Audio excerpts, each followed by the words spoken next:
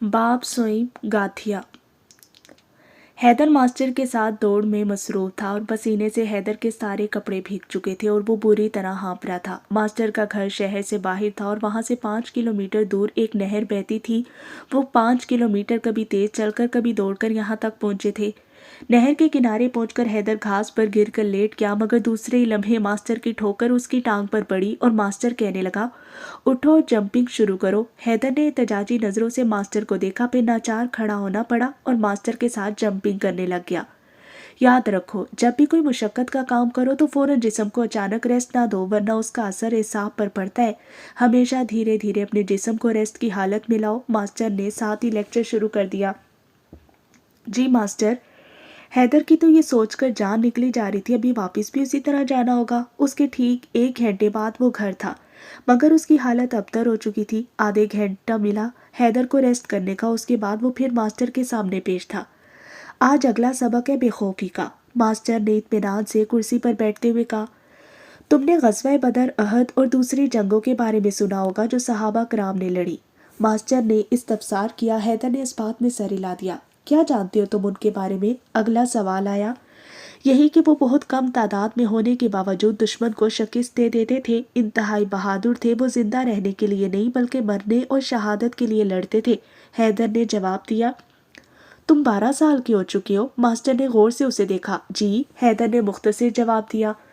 Master ने पीछे कुर्सी से टेक लगाई और चुप हो गए और इतनी देर खामोश रहे कि हैदर को बेचैनी होने लगी। पता नहीं मास्टर किन सोचों में गुम हो गए थे। फिर आखिर उन्होंने आंखें बंद कर ली, लेकिन उनके होंठ हिलने लगे और वो धीमी आवाज़ में कहने लगे, गाबा मदीना तैयबा से 4-5 मील पर एक आबादी थी। वहाँ हजूर अक़दस सल्लल्लाहु अलैहि वसल्लम के कुछ ऊँट चराया करते थे।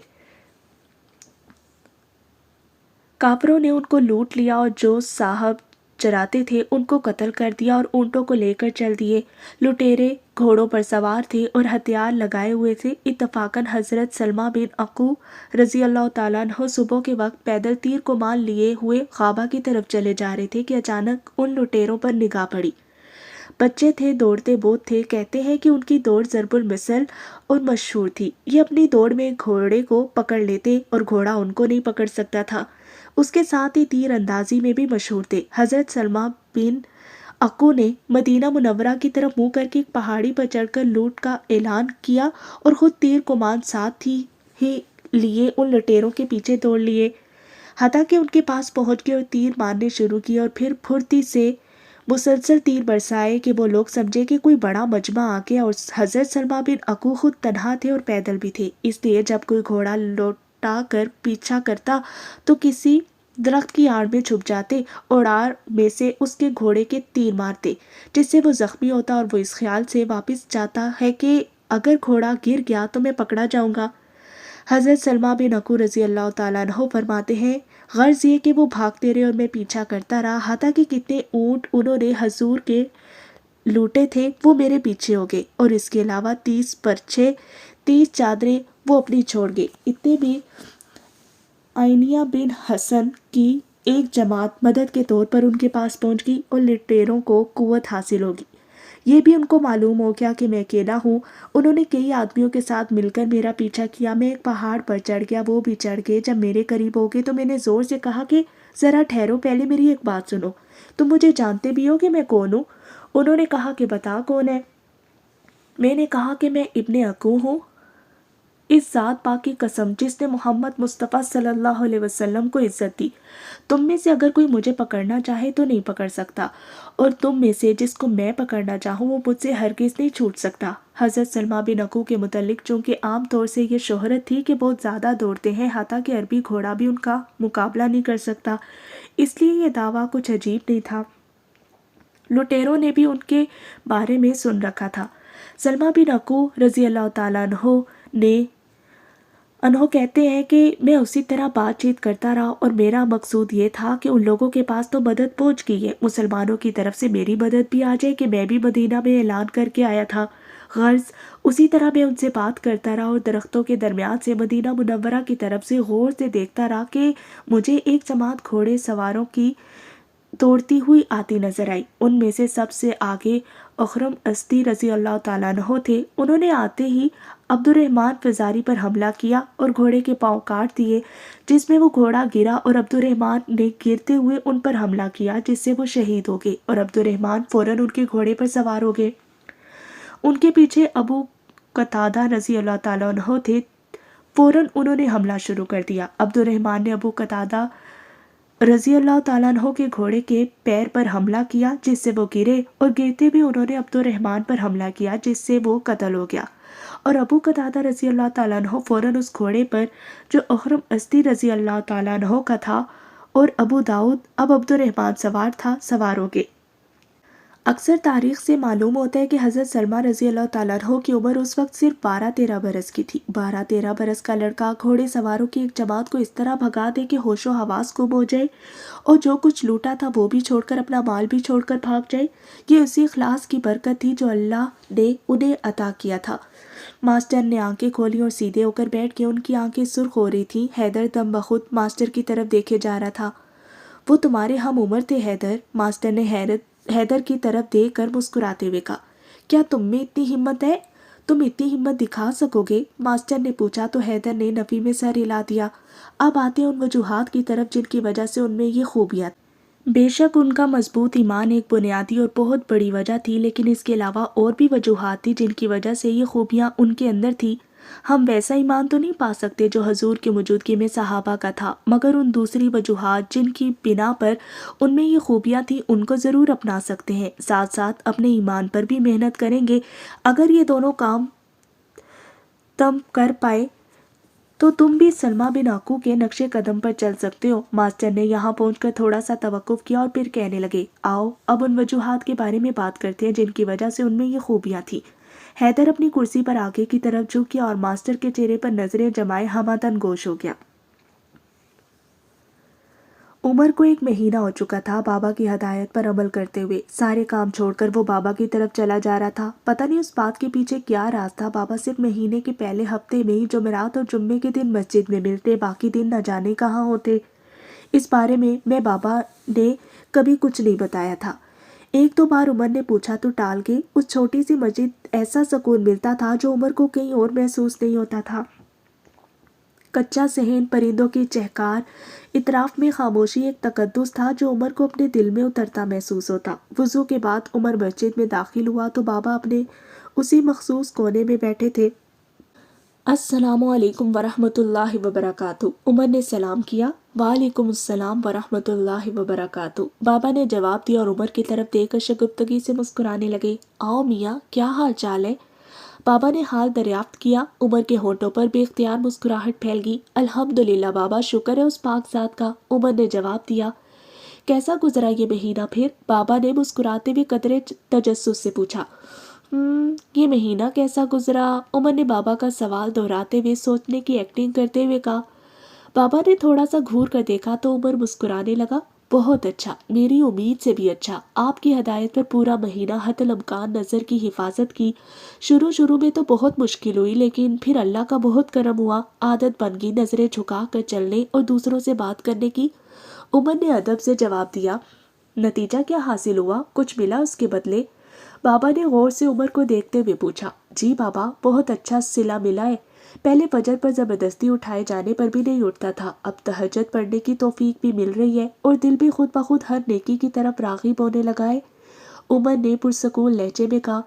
नमाजों की कैसी हालत है? बाबा ने इस्तफसार किया। क्या मतलब बाबा जी? उमर ने अचंभे से कहा। क्या नमाजों में दुनिया के ख्याल आना बंद हो गए? बाबा ने पूछा। बाबा जी, वो कैसे ख़त्म हो सकते हैं? वो तो आते रहते हैं और बहुत ज़्यादा आते हैं। उमर को मज़ीद हैरानगी हुई।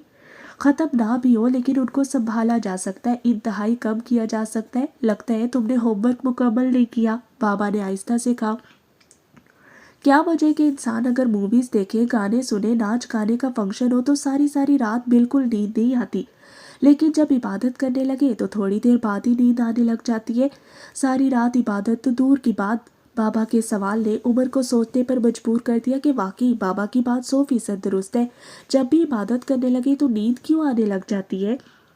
बाबा खुद ही जवाब देते हुए कहने लगे। यही सवाल किसी नौजवान ने एक बुजुर्ग से किया था तो उन बुजुर्ग ने ये जवाब दिया। جب انسان گناہوں کی محفل میں ہوتا ہے تو روح کانٹوں پر ہوتی ہے، روح کانٹوں پر ہو تو نیند کیسے آئے گی؟ اسی طرح انسان عبادت میں مشغول ہو تو روح کے لیے یہ پھولوں کا بستر ہے جس پر جاتے ہی نیند آ جاتی ہے۔ بیٹا، روح کا جسم والا حساب نہیں ہوتا کہ چوٹ لگے تو درد ہو۔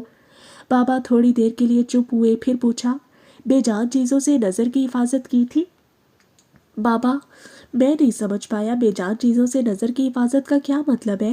عمر نے سادگی سے کہا۔ بابا جی نے دیوار سے ٹیک لگائی اور عمر کی طرف دیکھتے ہوئے کہا، مجھے بھی نہیں پتا تھا، مگر ایک اللہ والے سے ملنے کا شرف حاصل ہوا۔ ان کے ساتھ سفر کر رہا تھا، وہ کار میں نظریں جھکائے بیٹھے تھے، کافی طویل سفر تھا، مگر ان کی نظریں ایک بار بھی اٹھ کر شیشوں سے پار نہیں گئی۔ سارے راستے وہ اسی طرح بیٹھے رہے۔ ایک مسجد میں کچھ علماء کرام نے انہیں فیض حاصل کرنے کے لیے بلایا تھا۔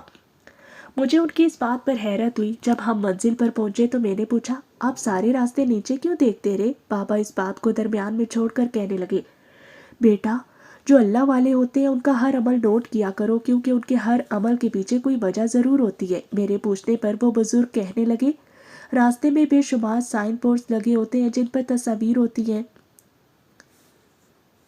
آج تو بہت بری ہونے والی ہے، بابا جانی کا اصول توڑا ہے، پتہ نہیں کیا ہوگا۔ خولا نے ٹہلتے ہوئے کہا، سب تمہارا قصور ہے، تمہاری وجہ سے میں بھی پھنستا ہوں۔ کتنے سکون سے بیٹھا تھا لاہور میں، تمہاری کال آئی، میس نے کہیں کی، کیسے منتیں کر کے بلایا تھا، بڑی مشکل میں پھنس گئی ہو، ایمرجنسی ہے۔ زرار نے خولا کی نقل اتارنے کی ناکام کوشش کرتے ہوئے کہا، پہلے بھی تمہاری سہیلی کے معاملے میں پڑا تھا، لڑائی ہوئی، نتیجہ کالج سے باہر۔ جب بھی تم ساتھ ہوتی ہو میری تو قسمت پھوٹ جاتی ہے، جو کلاسز لینا ہوتی ہے وہ چھوٹ جاتی ہے اور جو نہیں لینی ہوتی وہ ہونا شروع ہو جاتی ہے۔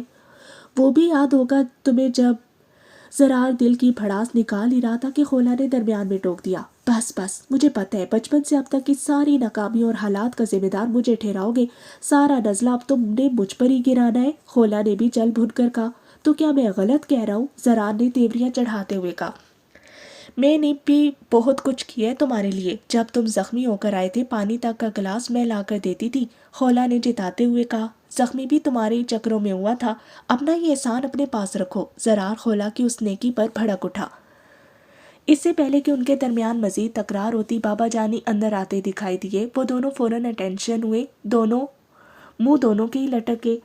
آج تم دونوں نے انتہائی گھٹیا حرکت کی ہے، یہ سکھایا تھا میں نے کہ دوسروں کی باتیں چھپ کر سنو، بابا نے آنکھ بگولا ہو کر کہا۔ دونوں کے منہ پر چپ ہی رہی۔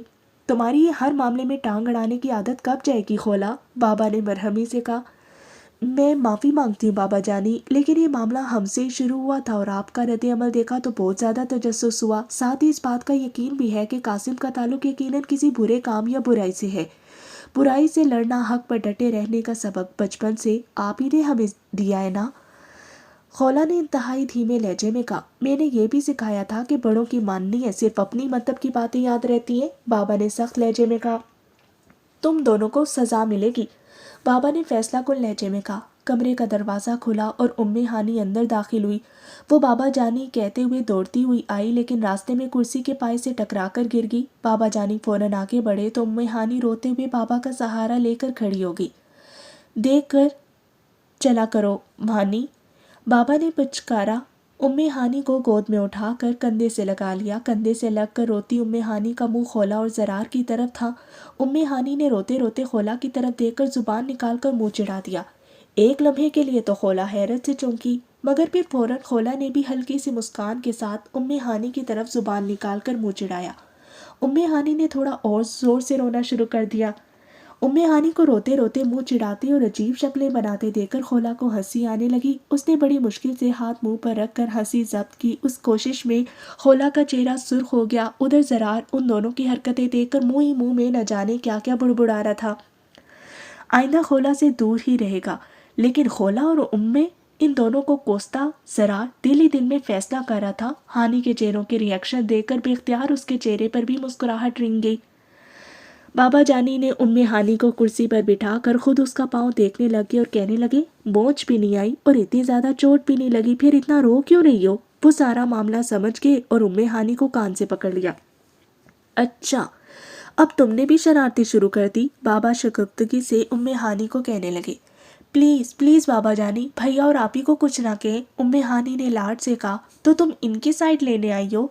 بابا نے مصنوعی خفگی سے کہا، بابا کیا آپ کو اچھا لگے گا چھوٹوں کے سامنے بڑوں کو ڈانٹتے ہوئے، سزا دیتے ہوئے؟ ام ہانی نے پینترا بدلتے ہوئے کہا۔ اس کی بات سن کر بابا کے ہونٹوں پر بھی اختیار مسکراہٹ آئی، لیکن بابا نے فوراً دبا لی۔ تم پر بھی خولا کا اثر ہونے لگ گیا، جاؤ تمہاری سفارش مان لی۔ بابا نے ام ہانی کے کان ہلکے سے کھینچے۔ تھینک یو بابا جانی، ام ہانی نے خوشی سے چہکتے ہوئے کہا۔ بیٹھ جاؤ، بابا جانی نے خولا اور زرار کو کہا اور خود بھی کرسی پر بیٹھ گئے۔ پوچھو کیا پوچھنا ہے، جو ضروری ہوا بتا دوں گا تاکہ تمہارا تجسس دور ہو سکے۔ بابا جانی یہ کیا چکر ہے، قاسم کس چکر میں ہے؟ خولا نے تیزی سے پوچھا۔ نو آنسر نیکسٹ، بابا نے اطمینان سے جواب دیا۔ یہ منصور کون ہے؟ زرار نے پوچھا۔ نو آنسر نیکسٹ، اس حوالے سے کچھ نہیں بتاؤں گا جو میں چھپانا چاہ رہا ہوں، بابا نے پھر اطمینان سے جواب دیا۔ اوکے پھر یہی بتا دے کہ منصور کو کیسے پتا چلا ہم باہر ہیں؟ خولا نے پوچھا۔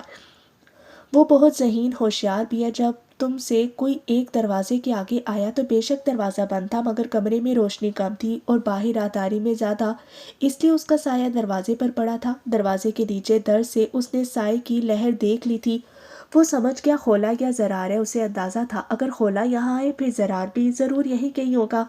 دوسری واحد جگہ جہاں باتیں سنی جا سکتی تھی وہ کھڑکی تھی، اس لیے اس کے دماغ نے 100% درست کام کیا۔ بابا نے تفصیل بتائی تو وہ دونوں حیران رہ گئے۔ پھر بابا خولا سے مسکراتے ہوئے کہنے لگے، ایک تم بھی ذہین نہیں، تم سے زیادہ ذہین بھی موجود ہے، وہ ہمیں کیسے جانتا ہے؟ خولا نے حیرانگی سے پوچھا۔ نو آنسر، بابا نے لاپرواہی سے کہا اور اٹھ کر باہر چلے گئے۔ خولا کو چڑ سی ہونے لگی۔ بابا کیوں نہیں بتاتے؟ زرار نے حیرانی سے پوچھا۔ کیونکہ وہ نہیں چاہتے کہ ہم ان جھمیلوں میں پڑیں اور ہماری پڑھائی ادھوری رہ جائے، خولا نے تنک کر کہا۔ کاش ہمیں پتہ چل سکتا، زرار نے حسرت زدہ لہجے میں کہا۔ پتہ لگ سکتا ہے اگر تم ساتھ دو، خولا نے مسکرا کر کہا۔ وہ کیسے؟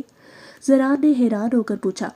میں ایک بندے کو جانتی ہوں، مجھے یقین ہے وہ کچھ نہ کچھ جانتا ہوگا یا جاننے کی راہ دکھا دے گا، خولا نے بڑے یقین سے کہا۔ پھر پتہ کرو، یہ کہہ کر زرار باہر نکل گیا۔ خولا دل ہی دل میں پلان بنانے لگی اور تصور میں منصور کو مخاطب کر کے کہنے لگی، دیکھتی ہوں تم میں کتنی ذہانت ہے، یہ معاملہ بھی اور جو کچھ بابا کا مقصد ہے وہ تم سے پہلے پورا کروں گی۔ دو ذہین دماغوں کا ٹکراؤ جانے کیا گل کھلانے والا تھا۔ حیدر بغور ماسٹر کی طرف دیکھ رہا تھا۔ عرب میں رواج تھا کہ جب بھی بچہ پیدا ہوتا تو اسے دائی کے حوالے کر کے شہر سے دور دیہات وغیرہ میں بھیج دیتے، جہاں وہ اپنے بچپن کے ابتدائی سال گزار کر واپس آ جاتا تھا۔ ایسا اس لیے کیا جاتا تھا، ایک تو بچہ صحت افزائی مقام پر رہے، اور دوسرا اس لیے تاکہ بچہ بچپن سے ہی سختی اور مشکلات کا عادی ہو جائے، تیسرا اس لیے تاکہ وہ خالص لب و لہجہ سیکھ سکے۔ اس کے علاوہ وہاں لڑائیاں جھگڑے معمول کی بات تھی، جس کی وجہ سے بچپن ہی سے بچوں کو لڑائیوں کے داؤ پیچ، تیر اندازی، تلوار بازی وغیرہ کی طرف عموماً شوق اور رغبت رہتی تھی۔ اس طرف خصوصی توجہ بھی دی جاتی۔ یہ وہ وجوہات ہیں جن کی بنا پر ایک ایسی شخصیت سامنے آتی تھی جو بہادر، جنگجو اور سختیوں کی عادی ہوتی۔ ایمان نے ان سب خصوصیات کی طاقت کئی گنا زیادہ طاقتور بنا دیا۔ ایمان خود ایک ایسی چیز تھی جس نے ان کی شخصیت کو مضبوط سے مضبوط تر بنا دیا، جس کی بنیاد پر صحابہ نے وہ کامیابیاں سمیٹی کہ دنیا حیران رہ گئی۔ ماسٹر یہاں پہنچ کر چپ ہو گئے اور پھر بولے، آج ہم آسانیاں ڈھونڈتے ہیں، ہم چاہتے ہیں کہ ہماری اولاد کو گرم ہوا تک نہ لگے، حالانکہ بچوں کو سختیوں کا عادی بنانا چاہیے۔ دوڑ، ورزش، لڑنے کا فن سیکھنا، ان چیزوں کا تو خواب و خیال بھی نہیں رہا اب، لیکن مجھے پتہ ہے عنقریب وہ دور آنے والا ہے جب یہ سب کرنا مجبوری بن جائے گا۔ ماسٹر وہ کیسے؟ آپ کہہ رہے ہیں کیا تلواروں والا دور واپس آئے گا؟ حیدر نے حیرت سے پوچھا۔ یہ تو مجھے نہیں پتا، لیکن یہ کنفرم ہے، ایک نیا دور آنے والا ہے جس میں بہت کچھ بدل جائے گا، ماسٹر نے بڑے وثوق سے کہا۔ ماسٹر اس بارے میں کچھ بتائیں، حیدر نے تجسس سے پوچھا۔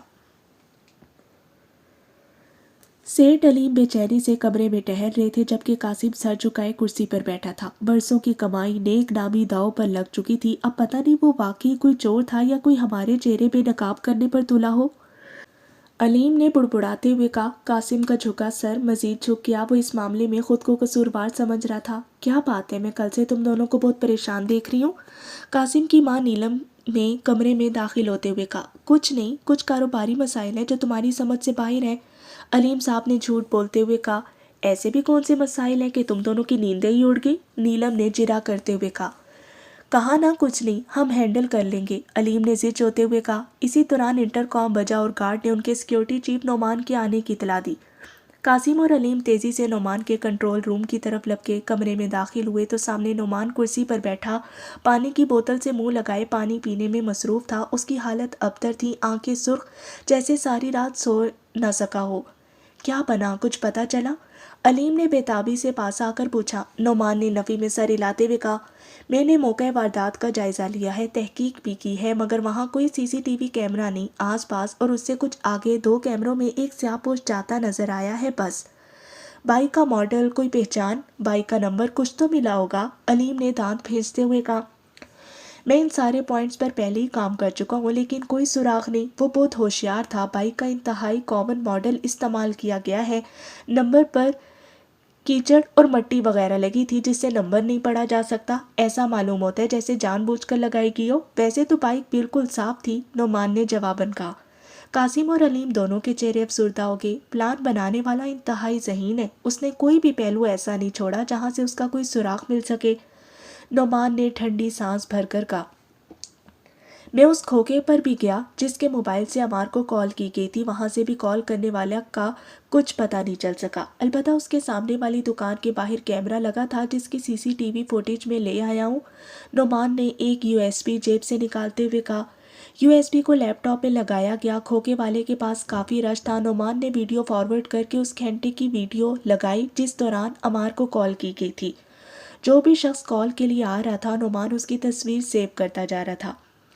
اس کا پلان یہ تھا، اب ان بندوں کو ایک ایک کر کے دیکھے گا اور تحقیق کرے گا، شاید ان میں کوئی ان کا مطلوبہ بندہ نکل جائے۔ ویڈیو چل رہی تھی، قاسم اور علیم کی متلاشی نظریں بھی سکرین پر تھی۔ ایک عبایا پہنے نقاب پوش عورت کھوکے پر آئی، کھوکے والے نے اس کی بات سن کر موبائل اسے پکڑا دیا۔ لڑکی کافی دیر موبائل پر نہ جانے کیا کرتی رہی، پھر جا کر اس نے کال کر کے فون کان سے لگایا تھا۔ کال کر کے اس نے فون واپس کیا، پیسے ادا کیے، جیسے ہی واپس جانے کے لیے مڑی تبھی کیمرے کی طرف اس کا چہرہ ہوا تو نعمان نے تصویر سیو کرنے کے لیے ویڈیو سٹاپ کی۔ قاسم بھی اختیار اپنی جگہ سے اچھلا۔ ایک منٹ، وہ چلایا اور سکرین کے قریب آ کر اس کا جائزہ لینے لگا۔ تھوڑا زوم کیا اور اچانک چلا اٹھا، یہ تو خولا ہے، میری کلاس فیلو، وہ اسی سٹائل سے نقاب کرتی ہے کیا؟ نعمان اور علیم دونوں کے منہ سے بے ساختہ نکلا، ہاں یہ وہی لڑکی ہے خولا، میری کلاس میں پڑھتی ہے۔ قاسم نے جوش بھرے لہجے میں کہا، یا تو یہی چور ہے یا اس کا چور کے ساتھ کوئی لنک ہے۔ نعمان نے ویڈیو پر رکا وقت دیکھ کر کہا، کیونکہ تقریباً یہی وہ وقت ہے جب عمار کو کال کی گئی تھی۔ نعمان نے پروسوک لہجے میں کہا، آج سنڈے تھا اس لیے خولا گھر پر تھی۔ ناشتے کے بعد ہانی دوڑتی ہوئی خولا کے پاس آئی اور کہنے لگی، آپ ہی کوئی ایسا کام بتاؤ جو میں بھائی کو کہوں اور وہ نہ کر سکے، لیکن میں وہ کام کر لوں۔ بھائی مجھ سے عجیب عجیب سوال پوچھتا ہے، آج میں پوچھوں گی۔ خولا نے تھوڑی دیر سوچا، پھر مسکراتے ہوئے ہانی کے کان میں کچھ کہنے لگی جسے سن کر ہانی کھلکھلا کر ہنسنے لگی اور دوڑتی ہوئی ڈرائنگ روم میں چلی گئی۔ خولا بھی اس کے پیچھے پیچھے چلی آئی۔ سبھی وہاں بیٹھے تھے، بابا جانی تو رات ہی کو کہیں چلے گئے تھے۔ ہانی کاپی اور بال پوائنٹ لے کر بیٹھ گئی اور تھوڑی دیر بعد خود سے 2 سال بڑے بھائی عبید سے کہنے لگی، ایک کام ہے جو تم نہیں کر سکتے مگر میں کر سکتی ہوں۔ عبید ہنستے ہوئے کہنے لگا، ایسا کوئی کام ہی نہیں جو میں نہ کر سکوں اور تم کر لو۔ ہانی نے خفگی سے کہا، اگر ایسا ہے تو پکڑو یہ بال پوائنٹ، بتاؤ یہ کس کلر میں لکھتی ہے؟ عبید نے لکھ کر دیکھا اور کہا، یہ بلو ہے۔ اب اسے ریڈ لکھ کر دکھاؤ۔ ہانی نے چیلنج کرتے ہوئے کہا، بال پوائنٹ بلو ہے تو اسے ریڈ کیسے لکھا جا سکتا ہے؟ عبید تھوڑا حیران ہوا۔ آپ ہی خولا اور زرار مسکراتے ہوئے ان دونوں کو دیکھ رہے تھے۔ کوئی جادو کر لو، کچھ بھی کر لو، لیکن ریڈ لکھ کر دکھاؤ۔ عبید کافی دیر لکیریں بناتا رہا مگر وہ بلو تھی، بلو ہی رہی۔ نہیں لکھا جا سکتا، عبید نے ہار مانتے ہوئے کہا۔ ہانی ہنسنے لگی اور بال پوائنٹ اس کے ہاتھ سے لے کر بولی، اتنا بھی نہیں کر سکتے۔ ہانی نے کاپی پکڑی اور اس کے اوپر لکھنے لگی، آر پھر ای پھر ڈی۔ دیکھ لو، میں نے اس بلو بال پوائنٹ سے ریڈ لکھ دیا، تم ہار گئے۔ عبید خسیانی سی ہنسی ہنسنے لگا اور کہنے لگا، لو یہ کیا بات ہوئی؟ اس کے ساتھ ہی دونوں میں بحث ہونے لگی۔ آپ بھی تو بھائی جان کے بغیر بور ہو رہی ہیں؟ خولا نے آپ ہی کو بار بار منتظر نظروں سے بیرونی دروازے کی طرف دیکھنے کو نوٹ کرتے ہوئے کہا، وہ بس پہنچنے ہی والے ہیں۔ آپ ہی نے مسکراتے ہوئے کہا ہی تھا کہ بیل بجنے لگی، آ گئے۔ آپ ہی باہر چلی گئی اور تھوڑی دیر بعد اپنے شوہر کے ساتھ اندر آئی۔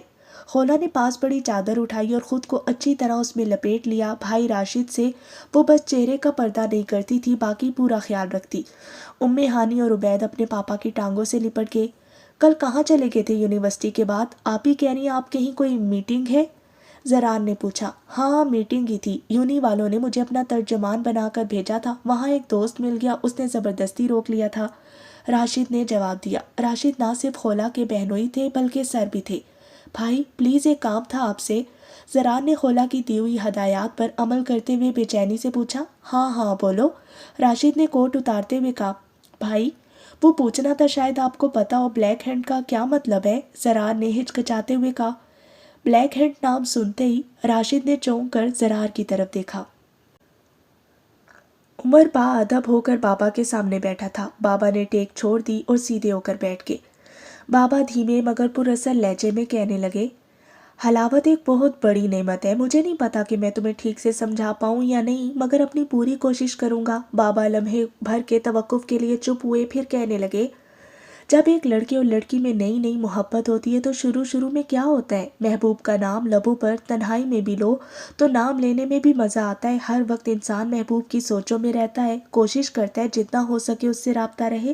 ساری رات چھپ کر باتیں ہوتی ہیں لیکن دل نہیں بھرتا۔ ایک دوسرے کے ساتھ وقت بتانے کو دل کرتا ہے، بلا وجہ ہنسی آتی ہے، ایک خوش ہو تو دوسرے کو بھی خوشی محسوس ہوتی ہے، ایک کو کوئی غم ہو تو دوسرا ہر ممکن کوشش کرتا ہے اس کا غم دور کرنے کی۔ فیوچر پلاننگ ہوتی ہے اور ایسا کرنے میں وہ بے حد خوشی محسوس کرتے ہیں، ایک دوسرے کی تصاویر کو دیکھتے ہیں اور دل میں گدگدی سی محسوس ہوتی ہے۔ ایسا بہت کچھ ہوتا ہے، تمہیں معلوم ہے نا؟ بابا نے پوچھا تو عمر نے اس بات میں سر ہلایا۔ بابا مزید کہنے لگے، یہ جذبات صرف مرد و عورت کی محبت پر ہی نہیں بلکہ ہر اس چیز کے متعلق ایسے ہی ابھرتے ہیں جو ہمیں پسند ہوتی ہے، چاہے بے جان چیزیں کیوں نہ ہو، مثلا نئی کار یا کوئی اور چیز۔ عمر نے تصدیق کرتے ہوئے کہا، جی بابا ایسا ہی ہے بیٹا، جب ایمان کی حلاوت نصیب ہوتی ہے نا تب اسی طرح کے خالی جذبات اللہ کے لیے ابھرنا شروع ہو جاتے ہیں۔ کیوں ہم ساری رات عبادت نہیں کر پاتے؟ کیوں ہم نماز کے لیے بھی خود کو زبردستی تیار کرتے ہیں؟ کیونکہ ہمارے پاس وہ حلاوت ہی نہیں، اگر ہے بھی تو انتہائی کم۔ بیٹا سنا تو ہوگا رابعہ بصری، جنید بغدادی وغیرہ اتنی عبادت کرتے تھے، فلاں ایک بندہ اتنی عبادت کرتا تھا، وہ مجبوراً نہیں کرتے تھے، نہ خود کو زبردستی یہ کرنے پر مجبور کرتے، بلکہ انہیں حلاوت ملتی تھی، انہیں اتنا مزہ آتا تھا کہ باقی ساری لذتیں انہیں محسوس ہی نہیں ہوتی تھیں۔ بابا سانس لینے کے لیے رکے اور تھوڑی دیر کے لیے چپ ہو گئے، پھر جب بولنے لگے تو نہ جانے کیوں ان کی آنکھیں نم ہو گئی اور ان کی آواز بھر آ گئی، آنکھوں سے آنسوں کے کچھ قطرے گالوں پر اتر آئے۔ بھرائی آواز میں کہنے لگے، میں قسم کھا کر کہہ سکتا ہوں بیٹا، جس کو یہ حلاوت مل جاتی ہے نا اسے اتنا مزہ آتا ہے نماز پڑھنے میں، وہ دنیا بھول جاتا ہے، وہ بھرے مجمع میں بھی دل میں اللہ سے باتیں کرتا ہے، اسے اللہ کے راستے میں تکلیف ملنے میں بھی اتنا مزہ آتا ہے کہ بے اختیار اللہ سے کہتا ہے تیری خاطر، اور تکلیف آئے اسے اللہ کہنے میں بھی سرور محسوس ہوتا ہے، وہ سولی چڑھ کر بھی مسکراتا ہے، وہ اپنے زخموں کو دیکھ کر کہہ کے لگاتا ہے، جسے حلاوت مل جائے اس کا دل لگتا اللہ کی یاد میں ہے، دنیا سے بے پرواہ ہو جاتا ہے۔ بیٹا جاؤ، جاندار اور بے جان چیزوں سے نظر کی حفاظت کرو، اللہ دل کی آنکھیں کھول دے گا، جسم کے کانوں کو اللہ کو ناپسند کلاموں کو سننے سے روک دو، اللہ روح کے کان کھول دے گا، یہ دو کام کر لو بیٹا، حلاوت ملے گی، حلاوت مل گئی سمجھو ہر نیکی کی توفیق مل گئی۔ بابا بولتے بولتے ایسے چپ ہو گئے جیسے شدت جذبات سے بول نہ پا رہے ہوں، ٹیک لگا کر انہوں نے بھیگی آنکھیں موندی تو آنکھوں سے مزید آنسو گالوں پر بہہ نکلے۔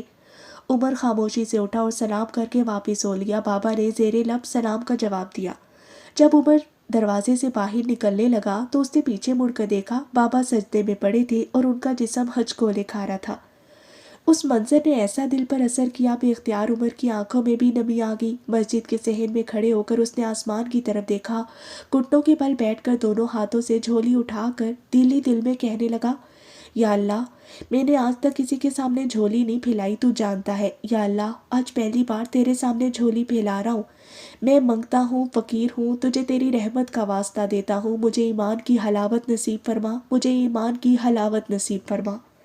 بے اختیار اس کی آنکھوں سے دو آنسوں کے قطرے اس کی خالی جھولی میں جا گرے، خالی جھولی اللہ سے محو گفتگو ہو کر آنسو گر جائیں، وہ جھولی پھر خالی تو نہیں رہتی نا؟ یہ آنسو خالی جھولی ایسی وسعت دیتے ہیں جس میں ایک دنیا سما سکتی ہے اور سما بھی جاتی ہے، اس دنیا سے الگ ایک نئی دنیا۔ ادھر ایک نوجوان عشق حقیقی کی طلب میں تڑپ رہا تھا، ادھر عشق مجازی کی ابتدا ہو چکی تھی۔ عائزہ کبیر کوئی عام لڑکی نہیں تھی، لڑکی بہت خوبصورت نہ بھی ہو لیکن امیر ہو تو یہ امیری بھی عام سی لڑکی کو بڑا دلکش بنا دیتی ہے، مگر جب خوبصورتی بھی ہو امیری بھی، یہ تو دو عادشاہ والی صورتحال ہو جاتی ہے۔ یہی صورتحال عائزہ کی بھی تھی۔ شہر کے مشہور رئیس خاندان کی اکلوتی بیٹی اور اوپر سے حسین بھی، دونوں پہلوؤں نے اس کی شخصیت کے پہلو کو وہ چار چاند لگائے جسے پانے کو نہ جانے یونیورسٹی کے کتنے دیوانے خواب دیکھتے تھے۔ حسن ہو تو کبھی کبھی غرور آ ہی جاتا ہے، مگر حسن بھی ہو دولت بھی، پھر تو اکثر غرور احاطہ کر لیتا ہے۔ وہ بھی مغرور تھی، مگر پچھلے کچھ دنوں سے وہ بے چین تھی۔ وہ خود کو منفرد سمجھتی تھی، مگر جس نے اس کو بے چین کر دیا تھا وہ بھی اتنا ہی منفرد تھا۔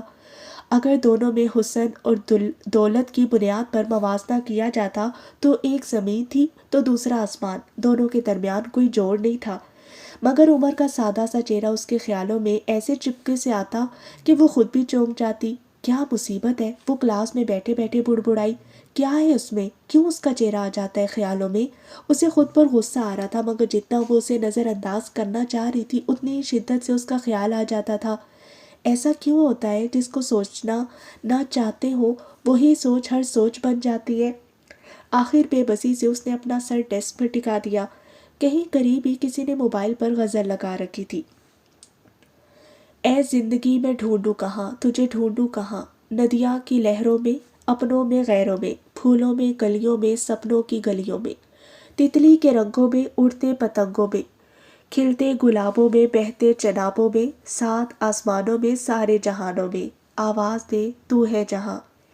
اے زندگی میں ڈھونڈوں کہاں، تجھے ڈھونڈوں کہاں، دیکھا نہیں ہے پھر بھی تیری صورت بنتی رہتی ہوں، تیری آنکھوں کی اپنے دل پر دستک سنتی رہتی ہوں، کوئل کی کوکو میں، سندل کی خوشبو میں، بادل کے آنچل میں، ہر لمحہ ہر پل میں، گاؤں کے پنگٹ پہ، گلیوں کی چوکٹ پہ، برفیلی راہوں میں، پیڑوں کی باہوں میں، سات آسمانوں میں، سارے جہانوں میں، آواز دے تو ہے جہاں، اے زندگی میں ڈھونڈوں کہاں۔ عائزہ ان لفظوں میں کھو گئی تھی، اسے لگ رہا تھا جیسے یہ غزل لکھی ہی اس کے لیے ہو۔ سیٹ علیم اور قاسم اپنے سیکیورٹی چیف کے ساتھ بیٹھے پلان بنا رہے تھے، آگے کیا کرنا ہے، کس طرح کرنا ہے، اپنے آپ کو سامنے لائے بنا۔ نعمان کہنے لگا، جیسے اس چور نے ذہانت دکھائی ہے اب ہماری باری ہے اپنی ذہانت دکھانے کی، جو غلطی اس نے کی ہے ہم وہ غلطی نہیں دہرائیں گے۔ میں نے جگہ کا تعین کر لیا ہے، وہ اپنی بہن کے گھر رہتی ہے، یونی سے اس گھر کے راستے میں شہر کا سب سے بڑا قبرستان پڑتا ہے، وہ جگہ بیسٹ ہے، آس پاس کوئی کیمرہ بھی نہیں، لنک روڈ ہونے کی وجہ سے ٹریفک بہت کم ہے، صرف 2 گارڈز بہت ہوں گے اس کام کے لیے، جو گن پوائنٹ پر اسے اغوا کر کے فارم ہاؤس لے آئیں گے، جہاں ہم اس کے انتظار میں ہوں گے، نقاب میں سامنے آئیں گے، ضرورت پڑی تو وہیں دفنا دیں گے۔ نعمان نے بڑی صفاقی سے کہا، ٹھیک ہے، ڈن ہو گیا، چلو قاسم۔ علیم نے اٹھتے ہوئے کہا۔ قاسم نے باہر نکلنے سے پہلے نعمان کو سرگوشی میں کہا، تفتیش کے بعد مجھے موقع دینا، کچھ پرانے حساب چکانے ہیں۔ قاسم کے ہونٹوں پر شیطانی مسکراہٹ تھی، کیوں نہیں، کل پارٹی ہوگی۔ نعمان نے بھی معنی خیز لہجے میں کہا۔ ماسٹر نے ہنس کر کہا، ابھی وقت نہیں آیا تمہارا، جب مجھے مناسب لگا بتا دوں گا۔ حیدر چپ کر گیا۔ ایک لڑکا اور لڑکی تقریباً حیدر کے ہم عمر کمرے میں داخل ہوئے۔ ان دونوں کے ہاتھوں کی پشت سے تھوڑا تھوڑا خون رس رہا تھا، دونوں کے چہروں پر تکلیف کے آثار تھے۔ یہ میرا بیٹا اور میری بیٹی ہے، ماسٹر نے حیدر کو بتاتے ہوئے کہا۔ جیسا سلوک ہمارے ساتھ کرتے ہیں، کیا تمہیں لگتا ہے ہم ان کی اولادیں ہیں؟ مجھے تو لگتا ہے جیسے ہمیں روڈ سے اٹھایا ہو، پاس کھڑی لڑکی نے اپنے بھائی سے سرگوشی میں کہا۔ ماسٹر نے تو یہ بات نہیں سنی، مگر حیدر قریب تھا، اس نے سن لی۔ حیدر نے بڑی حیرانی سے اس لڑکی کی طرف دیکھا۔ بابا اب بس ہو گیا، تھوڑا رحم کرے، صبح صبح اچانک نہیں اور ہارڈ ایکسرسائز، اب یہ پنچنگ بیگ باکسنگ کر کے ہاتھ ٹوٹ چکے ہیں۔ لڑکی شاید اپنے بھائی سے تیز تھی، مسلسل بولے جا رہی تھی۔ ٹارگٹ پورا ہوا؟ ماسٹر نے کسی بات پر بھی کان دھرے بغیر اطمینان سے کہا۔ جی نہیں، لڑکے نے دھیمے لہجے میں کہا۔ گیٹ آؤٹ، ٹارگٹ پورا کرو ورنہ آدھا گھنٹہ لیگز اپ सजा भुगतो, मास्टर ने सख्त लहजे में कहा। दोनों ने एहतजाजी नजरों से अपने बाप नुमा मास्टर को देखा मगर फौरन वापस जाने के लिए चल पड़े। ठहरो, मास्टर की आवाज़ सुनाई दी। वो दोनों आपस वापस मुड़े। उनके चेहरों पर खुशी के आसार नजर आने लगे। शायद हमारी जान छूट गई। ये हैदर है, ये भी आज से तुम्हारे साथ प्रैक्टिस करेगा, मास्टर ने कहा तो हैदर चौंका मगर फौरन खड़ा हो गया। लेकिन उन दोनों के मुंह लटक के चलो, हैदर भी उनके पीछे पीछे चल पड़ा। भाई तू कहाँ से जहन्नुम में फंस गया है, लड़के ने उसके कान के करीब सरगोशी करते हुए कहा। इससे पहले देर हो जाए और तुम्हारी हड्डियाँ टूट जाए, निकल जाओ यहाँ से बेटा, वरना अब क्या हुए जब चिड़िया चुगी खेत कहने का मौका भी नहीं मिलेगा। इससे पहले वो लड़के को जवाब देता फौरन लड़की ने ऐसे मशवरा देते हुए कहा जैसे इससे ज़्यादा हैदर का खैर ख्वाह कोई हो ही नहीं सकता। हैदर हैरानी से दोनों को देख रहा था। उसे समझ नहीं आई वो क्या जवाब दे। उसके मुंह से बस इतना ही निकला, शुक्रिया। थोड़ी ही देर में वो जिम्नाजियम टाइप के एक बड़े हॉल में पहुंच गए। हैदर हैरत से इधर उधर लगी मशीनों और साजो सामान को देख रहा था। चलते चलते वो पंचिंग बैग्स के सामने पहुंच गए, लेकिन हैदर हैरान रह गया। वो मूवीज़ भी देखता था मगर ऐसे पंचिंग बैग्स उसने पहले कभी नहीं देखे थे। वो पूरे के पूरे इंसान नुमा थे। अगर वो पहले से मौजूद दो ऐसे बैग्स पर पंचिंग के निशान ना देखता तो वो यही समझता ये इंसानों के पुतले हैं। सामने दीवार पर एक बहुत बड़ा पोस्टर लगा हुआ था जिस पर एक इंसान की बड़ी तस्वीर बनी थी, मगर वो ऐसी तस्वीर थी जैसे अमूमन बायोलॉजी की क्लास में होती है। उस तस्वीर में इंसान की हड्डियां, रगें और दूसरे सिस्टम को दिखाया गया था। हर चीज़ पर एक एरो के निशान से उस रग और हड्डी की वजाहत की गई थी कि ये रग क्या काम करती है वगैरह वगैरह। हैदर को ऐसा लगा जैसे वो किसी बायोलॉजी की लैब में पहुंच गया हो। शुरू हो जाओ, हैदर ने मास्टर की आवाज़ सुनाई दी। हैदर ने देखा लड़का और लड़की दोनों ने अपने सामने मौजूद बैग्स पर पंचिंग स्टार्ट कर दी है, मगर वो दोनों पंचिंग के साथ साथ अपने पाँव और घुटनों से भी पुतलों पर ज़रबे लगा रहे थे। उसकी नज़र पोस्टर के साथ लगी स्क्रीन्स पर पड़ी। दो स्क्रीन्स ऑन थी। वो मुतहैयर रह गया। उस पर भी एक इंसान नज़र आ रहा था। उसने नोट किया जैसे ही उस लड़के या लड़की का पंच या ठोकर बैग को लगती, सामने स्क्रीन पर कुछ नंबर्स लिखे हुए आते और साथ ही उस इंसान के जिस्म पर एक सुर्ख धब्बा सा जाहिर होता। वो ताज्जुब से उस तलसम होशरुबा को देख रहा था। ये नंबर जाहिर करते हैं कि जो ज़रब लगाई गई है उसकी शिद्दत कितनी है, और ये जो सुर्ख धब्बा जाहिर होता है वो जाहिर करता है कि ज़रब किस मकाम और किस जगह लग रही है। उसे मास्टर की आवाज़ सुनाई दी। हैदर ने हैरत से मास्टर को देखा। ये सिस्टम मैंने स्पेशली बनवाया है, आमतौर पर ऐसा सिस्टम नहीं मिलता, मास्टर ने मज़ीद वजाहत की। अब ज़रा इन बैग्स को छू कर देखो, मास्टर ने हैदर से कहा। तो हैदर ने उनको छुआ। उसे हैरत का एक और झटका लगा। इंसान नुमा बैग्स का ढांचा छूने में इसी तरह महसूस हुआ जैसे कोई इंसान हो। उनके अंदर न जाने क्या कुछ डाला हुआ था, लकड़ियाँ थी या कुछ और। हैदर ने उस इंसान नुमा बैग का हाथ पकड़ा तो बिल्कुल इंसान की हड्डियों की तरह उसे हड्डियाँ महसूस हुई और गोश्त की जगह गोश्त की तरह महसूस हुआ। अगर कोई आंखें बंद करके उसको पकड़ता तो उसे ऐसा ही लगता जैसे किसी इंसान को पकड़ लिया है। सामने एक कंप्यूटर रखा था जिसके पीछे एक कुर्सी पर मास्टर बैठ गया और बटनों माउस के साथ कुछ छेड़छाड़ की तो एक और ऐसा बैग ऊपर लगी तारों के साथ खींचता हुआ आगे आया। उस पर सुर्ख दायरे बने हुए थे। हैदर ने गौर किया, उस लड़की और लड़के के बैग्स पर वो दायरे नहीं बने थे। तुम अब शुरू करने जा रहे हो, इसलिए शुरू से शुरू करते हैं। इन दायरों के ऐन बीच तुम्हारा मुक्का जितना जोर है उस जोर से लगना चाहिए। आज सिर्फ तुम्हें पंचिंग ही करनी है, किकिंग बाद में स्टार्ट होगी। तुम दोनों बैठ जाओ, मास्टर ने उन तीनों को हदायत दी। वो दोनों बैठ के, लेकिन हैदर उस बैग के सामने आ गया। उसने देखा सामने एक नई स्क्रीन रोशन हो चुकी है। तीनों उसे देख रहे थे। लड़की और लड़के के देखने के अंदाज में दिलचस्पी थी। हैदर ने दिल ही दिल में सोचा उसे बहुत अच्छी कारकर्दगी दिखाना होगी। अगर उन दोनों से बढ़कर ना भी हो तो उनसे कम भी हरगिज ना हो। उसने पूरी ताकत से मुक्का कनपट्टी पर बने दायरे पर मारा तो उसका हाथ झंझना उठा। एक तेज दर्द की लहर हाथ से पूरे जिस्म में दौड़ती महसूस हुई। ब्लैक हंट कहाँ से सुना है ये? राशिद ने बड़ी संजीदगी से जरार से पूछा। ये नाम सदफ वाले मामले में सामने आया है, खोला ने मुख्तसर जवाब दिया। खोला पहले राशिद से सदफ और कासिम वाले मामले में डिस्कस कर चुकी थी, इसलिए उन्हें पता था। उस दिन भी यही बात चल रही थी जब अमार अचानक अंदर आ गया। तुम इन मामलों से दूर हो, समझे? अगर आइंदा इस मामले में दिलचस्पी दिखाई तो तुम्हारे बाबा को शिकायत कर दूंगा, राशिद ने नागवारी से कहा। भाई प्लीज़, ये نامہ ایسے ہی سامنے نہیں آیا۔ قدرت ہم سے کوئی کام لینا چاہ رہی ہے شاید، اسی لیے ہمارے سامنے یہ نام آیا ہے۔ آپ کے پاپا اور قاسم کے رد عمل سے اندازہ ہو رہا ہے یہ کوئی انتہائی پیچیدہ معاملہ ہے جس کا برائی سے کوئی تعلق ہے، اور آپ جانتے ہیں بچپن سے اب تک ہماری تربیت کیسے کی گئی ہے، ہم اس معاملے کو نظر انداز نہیں کر سکتے۔ آپ یہ بھی تو سوچیں کہ اگر مجھے پتہ چل گیا ہے تو شاید کل کو دشمنوں کو بھی ہمارے بارے میں پتہ چل جائے کہ ہم نے ان کے راز چھینے ہیں، وہ کوئی بھی قدم اٹھا سکتے ہیں۔ ہمیں اتنا تو پتا ہو کہ ہمارے دشمن کون، کیوں، کس لیول کے ہیں، تاکہ ہم اپنا دفاع تو کر سکیں۔ آپ سب تو ہمیں ایسے ٹریٹ کریں جیسے ہم دودھ پیتے بچے ہوں۔ زرار جذباتی ہو کر بے تکان بولتا ہی چلا گیا۔ زرار، یہ معاملہ بہت اونچے لیول کا ہے اور بہت خطرناک ہے، راشد نے قدرے بے بسی سے کہا۔ ہم تو بس جاننا چاہ رہے ہیں، تجسس دور ہو جائے گا، ہم کون سا ان سے لڑنے نکل پڑیں گے۔ زرار نے عاجزی سے کہا۔ اوکے ٹھیک ہے، راشد نے ٹھنڈا سانس بھرتے ہوئے کہا۔ پہلے تمہیں سارا پس منظر سمجھنا پڑے گا، راشد نے کہا۔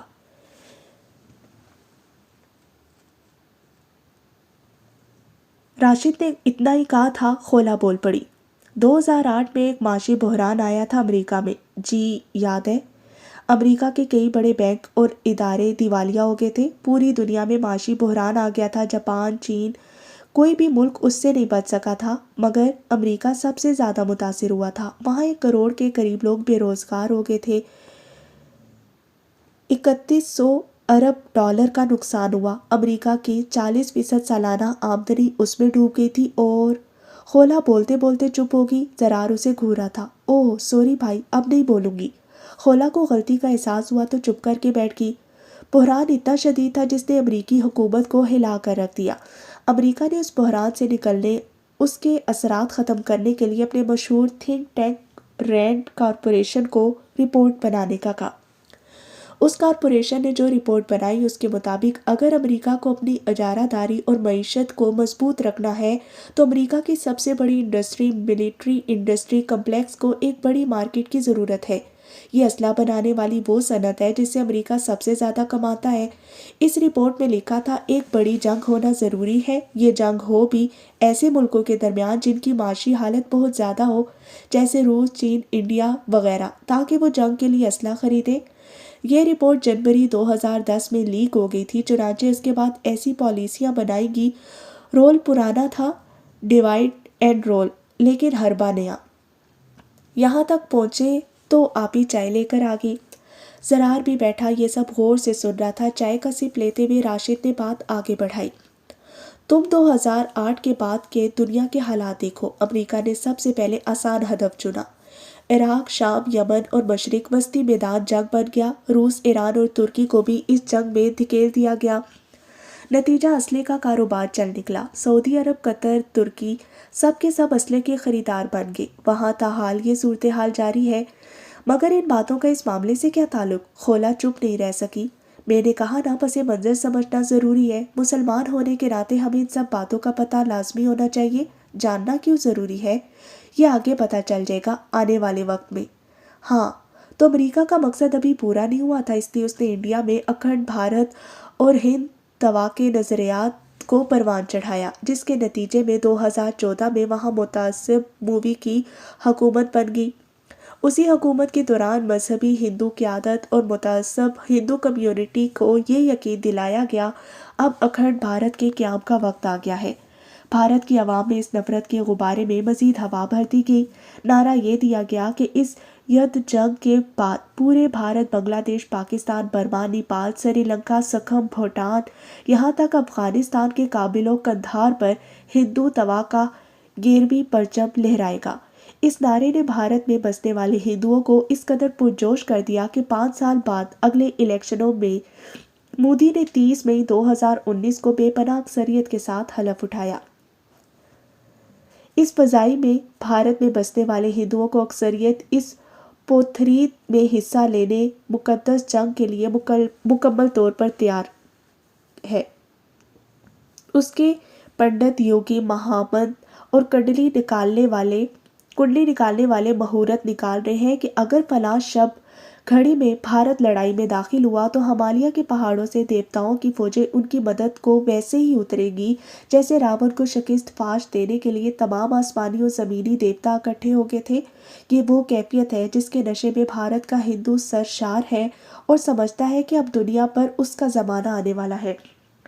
اسی سلسلے میں وہ ہر کوشش کر رہا ہے، جیسے کشمیر کی جداگانہ حیثیت کو ختم کرنا، مسلمان دشمن NRC بل منظور کرنا، لداخ، آسام کے مقام پر چائنا کے ساتھ کشمکش وغیرہ۔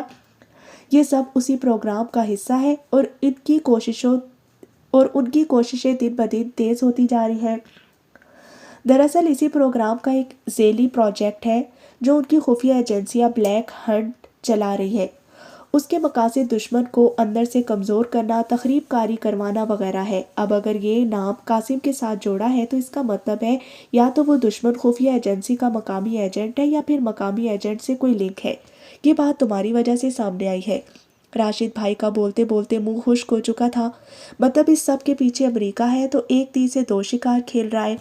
چین کی راہ میں رکاوٹیں، انڈیا کا اسلحہ کی خریداری میں دنیا میں پہلے نمبر پر آنا۔ زرار نے گفتگو میں پہلی بار حصہ لیتے ہوئے کہا، نہیں، اس سب کے پیچھے اسرائیل اور یہودی ہے، کیونکہ وہ یہ سمجھتے ہیں کہ ان کے مسیحا کے آنے کا وقت ہو چکا ہے۔ راشد بھائی نے انکشاف کرتے ہوئے کہا، لیکن اس سب کے چکر میں آج کا سب سے سستا خون مسلمان کا بہے گا۔ تمام مسلمان حکمران عیاشی اور حکمرانی برقرار رکھنے کے چکروں میں ہے۔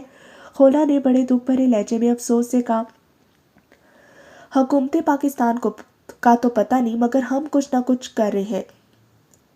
راشد نے مسکراتے ہوئے جواب دیا، ہم سے مراد کون کون ہے؟ زرار نے چونک کر پوچھا، میں، تمہارے بابا، منصور اور نہ جانے کون کون۔ ان سب کا تمہارے بابا کو پتہ ہوگا۔ ہمارے ذمے جو کام لگتا ہے ہم بس وہی کرتے ہیں، راشد نے جواب دیا۔ مگر آپ لوگ کرتے کیا ہے؟ خولا نے حیرت سے پوچھا۔ اگر تمہیں یاد ہو تو کلاس میں بتایا تھا، ہمارے نبی آج کے دور کے حساب سے جو انہوں نے راہبری کی ہے ہم اسی پر عمل کر رہے ہیں۔ ہمارے نبی آج بھی ہماری رہبری کر رہے ہیں، راشد بھائی نے مسکراتے ہوئے کہا۔ کیا مطلب حضور کیا رہبری کر رہے ہیں؟ خولا نے الجھے لہجے میں پوچھا۔ بس بہت ہو گیا، بہت راز بتا دیا، اب جو کچھ پوچھنا ہے اپنے بابا سے پوچھنا، راشد بھائی نے مسکراتے ہوئے کہا۔ مگر سنے تو۔ زرار نے کچھ کہنا ہی چاہا لیکن راشد نے بات کاٹ دی۔ زرار کہا نا بس، اور کچھ نہیں، مجبوراً زرار کو چپ ہونا پڑا۔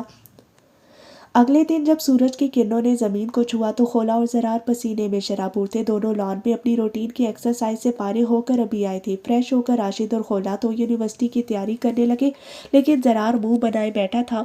میرا نہیں دل کر رہا لاہور جانے کا، اس معاملے میں بہت دلچسپی محسوس ہو رہی ہے۔ 2-3 چھٹی کر بھی لی تو خیر ہے، زرار نے بے پرواہی سے کہا۔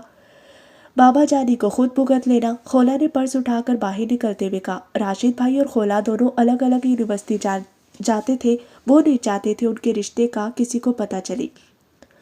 یونی پہنچ کر سارا دن خولا کا مصروف گزرا۔ سر راشد کا پیریڈ آج نہیں تھا، اس لیے وہ بوریت محسوس کر رہی تھی، مگر ایک بات اس نے نوٹ کی، قاسم آج غائب تھا اور عمار بھی۔ خیر مجھے کیا، اس نے دل میں سوچا۔ یونی سے فری ہوتے ہی وہ باہر نکلی اور اپنی کار میں بیٹھ کر گھر کی طرف روانہ ہوگی۔ دل ہی دل میں وہ بابا سے ساری باتیں اگلوانے کا سوچ رہی تھی۔ اس نے نوٹ نہیں کیا، اس کی کار کے چلتے ہی وہاں پہلے سے کھڑی ایک کار بھی اس کے پیچھے ہو لی تھی۔ جیسے ہی خولا نے اپنی کار مین روڈ سے لنک روڈ پر ڈالی تو پچھلی کار کی رفتار تیز ہوگی۔ خولا کی گاڑی تھوڑی ہی دیر لنک روڈ پر چلی تھی کہ پچھلی سیاہ شیشوں والی کار نے خولا کو کراس کیا اور بریکس کی آوازوں کے ساتھ خولا کی گاڑی کے آگے ترچھی کھڑی ہوگی۔ لنک روڈ کی چوڑائی اتنی زیادہ نہیں تھی کہ خولا کی گاڑی وہاں سے نکل سکتی۔ خولا نے بڑی سختی سے بریک لگاتے ہوئے اپنی گاڑی کو اگلی گاڑی سے ٹکرانے بچانے کی کوشش کی، مگر پھر بھی گاڑی پھسلتی ہوئی آہستہ سے اگلی گاڑی سے جا ٹکرائی۔ اس سے پہلے خولا کچھ کرتی، دفتر اگلی گاڑی سے 2 نقاب پوش اسلحہ لیے تیزی سے اترے اور خولا کی گاڑی کی ڈرائیونگ سیٹ والے دروازے کے باہر کھڑے ہو کر اسلحہ خولا پر تان کر بولے، خبردار، ہاتھ اوپر، ذرا سی کوئی غلطی کی تو 1 منٹ میں ہم یہاں سے جا چکے ہوں گے، مگر تمہاری لاش یہاں پڑی ہوگی۔ ایک نقاب پوش کی کرخت اور سخت آواز سن کر خولا نے فوراً دونوں ہاتھ اوپر کر لیے۔ اب دروازہ کھولو اور نیچے اترو، دوسری ہدایت ملی۔ خولا نے دروازے پر ہاتھ ڈالا اور اتنی تیزی سے بھرپور طاقت کے ساتھ دروازہ کھولا کہ دروازے کے پاس کھڑا نقاب پوش لڑکھڑا کر اپنے پیچھے کھڑے ساتھی سے جا ٹکرایا۔ وہ دونوں ایک دوسرے کو سہارا دے ہی رہے تھے، خولا کی ٹھوکر ایک نقاب پوش کی کمر پر پڑی اور وہ اپنے ساتھ اپنے ساتھی کو بھی لیتا ہوا زمین پر جا گرا۔ اس سے پہلے ان میں سے کوئی سنبھلتا خولا کی ہیل ایک زوردار فرنٹ کک کے ساتھ نقاب پوش کی کلائی پر پڑی۔ ایک ہلکی چیخ اس نقاب پوش کے حلق سے نکلی، ساتھ ہی ہاتھ میں پکڑی رائفل اس کے ہاتھ سے نکل گئی۔ خولا نے جھک کر گن کو نالی سے پکڑ کر دوسرے نقاب پوش گن کی کنپٹی پر زور سے پٹ مارا۔ وہ گن سنبھالنے اور کھڑے ہونے کی کوشش کرتے کرتے لہرایا اور بے ہوش ہو کر زمین پر گر پڑا۔ یہ ساری سچویشن صرف 15 سیکنڈ میں مکمل ہو چکی تھی۔ خولا نے بے ہوش ہونے والے نقاب پوش کی گن کو ٹھوکر مار کر اپنی گاڑی کے نیچے کر دیا، دوسری گن بھی نیچے پھینک کر ٹھوکر سے گاڑی کے نیچے کر دیا۔ وہ کیا ہے نا، مجھے ان کھلونوں سے کھیلنا پسند نہیں، مجھے ہاتھ اور ٹانگیں چلانا بہت پسند ہے۔ یا اللہ تیرا شکر ہے آج مجھے موقع ملا، ترس گئی تھی کسی پر ہاتھ پاؤں چلانے کو۔ خولا نے خوشی اور جوش بھرے لہجے میں دعائیہ انداز میں ہاتھ اوپر اٹھاتے ہوئے کہا۔ نقاب پوش اپنا سلامت ہاتھ دوسرے ہاتھ کی کلائی پر رکھے کھڑا ہوا، جس پر خولا کی ہیل کی نشانی ثبت ہو چکی تھی۔ خولا کی بات سن کر وہ حیرت سے اس نقاب والی پاگل سر پھری لڑکی کو دیکھنے لگا جسے اغوا کرنے کا کہا گیا تھا۔ اس کے تو وہم و گمان بھی نہیں تھا کہ انہیں ذرا سی بھی مزاحمت کا سامنا کرنا پڑے گا۔ ارے کیا آنکھیں پھاڑ پھاڑ کر دیکھ رہے، آگے آؤ، اغوا کرو، خولا نے دونوں ہاتھ کمر پر رکھتے ہوئے کہا۔ اس عجیب سی صورتحال نے اس نقاب پوش کا دماغ ہی گھما دیا، اسے سمجھ نہیں آ رہی تھی وہ کیا کرے۔ لگتا ہے تم نے نہیں اغوا کرنا، میرے پاس وقت نہیں ہے، میں جا رہی ہوں، یہ کہہ کر خولا مڑنے لگی۔ نقاب پوش نے اسے موقع کو غنیمت سمجھتے ہوئے بجلی کسی تیزی سے خولا پر جھپٹنا چاہا، مگر اس کا یوں آگے آنا ہی اس کے لیے مصیبت بن گیا۔ خولا کی ٹانگ گھومی اور سینڈل نما ہیل کی نوک اس کے جبڑے پر آ کر لگی۔ بے اختیار اس کا سلامت ہاتھ کلائی سے منہ شفٹ ہو گیا۔ نقاب پوش کو اپنے منہ میں خون کے ذائقے کے ساتھ زبان پر کوئی سخت چیز محسوس ہوئی۔ اس نے زمین پر تھوکا تو خون ملا تھوک اور ایک دانت زمین پر جا گرا۔ اپنے دانت اور خون کو دیکھ کر اسے خوف محسوس ہونے لگا۔ اور اسے کہتے ہیں راؤنڈ کک، خولا کی چہکتی ہوئی آواز اس کے کانوں میں پڑی۔ دل ہی دل میں وہ قاسم کو گالیاں نکالتے ہوئے سوچنے لگا، پتہ نہیں کس بلا کے پیچھے لگا کر قاسم نے نہ جانے کس بات کا اس سے بدلہ لیا ہے۔ اس سے پہلے وہ کچھ اور کہتا یا کرتا۔ ایک مکہ اس کی گردن پر آ کر لگا، وہ بے اختیار زمین پر گر، مگر اس سے برا بھی یہ ہوا نہ جانے اس ظالم لڑکی نے کہاں مکہ مارا تھا۔ اسے سانس لینے میں مشکل ہونے لگی، سانس رک رک کر آنے لگا۔ اس نے منہ کھول کر لمبے لمبے سانس لینے کی کوشش کی، مگر گردن پر لگنے والی ضرب نے اسے ادموا کر دیا۔ گھٹنوں کے بل بیٹھ کر دونوں ہاتھ روڈ پر رکھ کر منہ کھول کر وہ سانس لینے کی کوشش کرنے لگا۔ یہ ہوئی شہمات۔ خولا کی آواز سنائی دی تو اس نے سانس لینے کی کوشش کرتے ہوئے تھوڑا سا سر اٹھا کر دیکھا۔ خولا اپنی گاڑی کے کھلے دروازے میں اپنی سیٹ پر بیٹھی بڑی دلچسپی سے اس کی طرف دیکھ رہی تھی۔ او ہو، مجھ سے بڑی غلطی ہوگی، دوسرے کے بے ہوش نہیں کرنا چاہیے تھا، تھوڑا اور مزہ آ جاتا، خولا نے افسوس سے سر جھٹکتے ہوئے کہا۔ نقاب پوش کی رہی سہی ہمت بھی جواب دینے لگی۔ خولا کو اپنی سیٹ سے کھڑا ہوتے دیکھ کر گھبرا کر اس نے دونوں ہاتھ خولا کے آگے جوڑ دیے۔ اسے سانس لینے میں اتنی دقت ہو رہی تھی کہ اسے کھڑا ہونا بھی دشوار لگا۔ قاسم نے بھیجا ہے؟ خولا نے سیٹ پر بیٹھتے ہوئے پوچھا۔ نقاب پوش نے اس بات میں سر ہلا دیا۔ اپنا اور اپنے ساتھی کا نقاب اتارو، خولا نے حکم دیا۔ اس نے اپنا اور ساتھ پڑے ساتھی کا نقاب اتار دیا۔ خولا نے دونوں کو غور سے دیکھا، ساتھ والی سیٹ سے رجسٹر اٹھا کر کچھ لکھا اور تھوڑا سا صفحہ پھاڑا۔ پرس سے ایک USB نکالی، جسے احتیاط سے اسے کھول کر بیچ کا ٹکڑا اس میں رکھ کر اس نے USB کو دوبارہ بند کر دیا۔ خولا نے پرس سے ایک چھوٹی سی ڈبیا نکال کر USB اس پہ رکھی۔ گارڈ USB دیکھ کر حیران ہوا، یہ کیسی USB ہے جو اس طرح کھل جاتی ہے؟ قاسم بھی بے وقوف ہے، بھلا میرا پتہ چل ہی گیا تھا تو مجھ سے کہتا، میں اس کو سارا ڈیٹا دے دیتی۔ یہ لو، یہ ڈبیا قاسم کے ہاتھ میں دینا، اس میں اس کے لیے ڈیٹا ہے۔ خولا نے USB اس گارڈ کی طرف بڑھاتے ہوئے کہا۔ گارڈ نے ہچکچاتے ہوئے ڈبیا لے کر جیب میں ڈال لی۔ اب اپنے ساتھی کو اٹھاؤ اور گاڑی میں ڈال کر گاڑی سیدھی کرو، جب میں چلی جاؤں تو اپنی گنز بھی اٹھا لینا، خولا نے اگلی ہدایت دیتے ہوئے کہا۔ خولا نے سٹارٹ گاڑی کو گیئر میں ڈالا اور ساتھ ہی گارڈ کو کہنے لگی، قاسم کو کہنا آئندہ کوئی 8-10 بندے بھیجے مجھے اغوا کرنے کے لیے، خولا 2-4 کے بس میں نہیں آنے والی، گاڑی سائڈ پر کرو اب۔ گارڈ آگے بڑھا، اب کچھ سانس آسانی سے آ رہی تھی، مگر ابھی بھی اسے سانس کے لیے بار بار منہ کھولنا پڑ رہا تھا۔